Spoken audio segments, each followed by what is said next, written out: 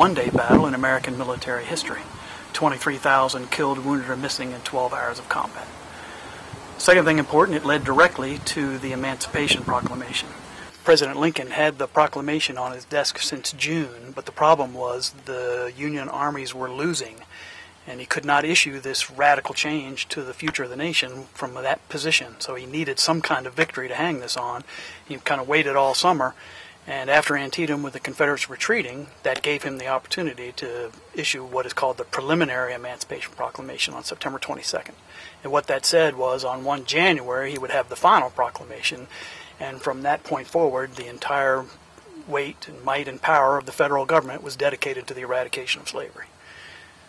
Now that also has significant international implications, because there was question that England and France might recognize the Confederacy. But at that time, with the president making that a major issue, it would have been impossible for the Europeans to recognize the South. They had outlawed slavery 30 years before the Americans did. Anniversary is always a big event every year. We have a variety of programming, living history, special ranger tours, music. But this year is especially important. It's the 150th anniversary of Antietam National Cemetery. The battle was fought in 1862. It's been 155 years since the battle. But it took 5 years to buy the land and to create the National Cemetery here. They had to do something to clean up the mess that was left from the battle. And so the cemetery was dedicated by the President of the United States on September 17, 1867. And there are soldiers there, 4,776 Civil War soldiers.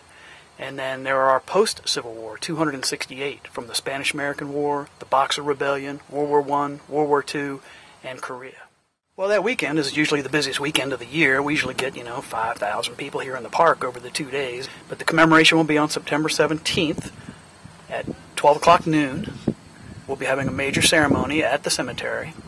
That'll probably last about 60 to 90 minutes. And then after that, we will be reading the names of every soldier that we know that's buried in the cemetery.